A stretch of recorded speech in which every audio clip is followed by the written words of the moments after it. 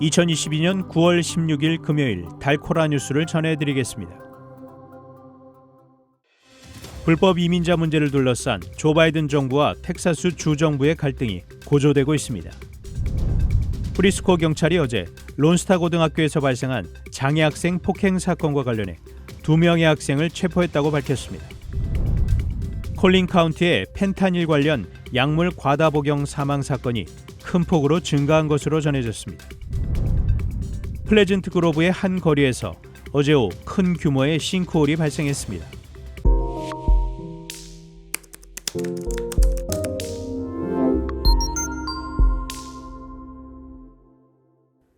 불법 이민자 문제를 둘러싼 조 바이든 정부와 텍사스 주 정부의 갈등이 고조되고 있습니다.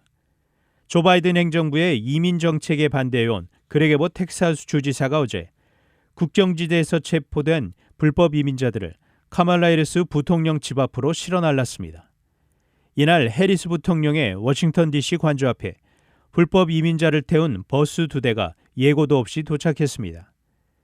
애봇 주지사는 트위터에 글을 올려 해리스 부통령은 국경이 안전하다면서 위기를 부인하고 있다며 바이든 행정부의 국경 안전 조치를 촉구하기 위해 이민자들을 해리스의 뒷마당으로 보낸 것이라고 말했습니다. 텍사스는 바이든 행정부의 대책 없는 온건한 이민 정책이 불법 이민자 급증 등 국경 위기를 초래했다고 비난해왔습니다. 프리스코 경찰이 어제 론스타 고등학교에서 발생한 장애 학생 폭행 사건과 관련해 2명의 학생을 체포했다고 밝혔습니다.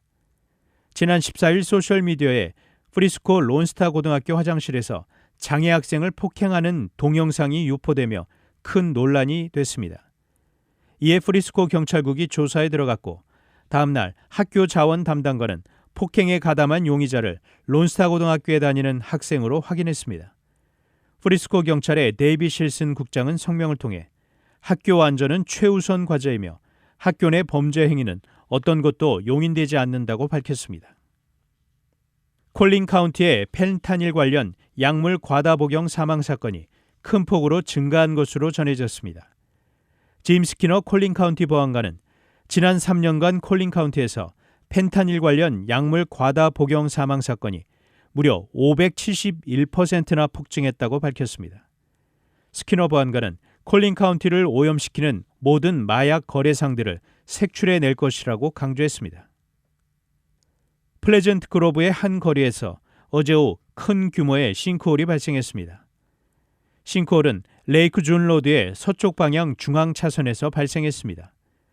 영상 자료에 따르면 싱크홀은 한 차선의 폭을 거의 다 차지할 정도로 길이가 몇 피트에 달했습니다. 이에 달라스 경찰과 소방구조대는 싱크홀이 발생한 차선 주변 일대 통행을 막았습니다. 단신 뉴스입니다. 영국 여왕의 장례식 그리고 유엔 총회에 참석하기 위해 윤석열 대통령이 오는 일요일인 18일 해외 순방길에 오릅니다.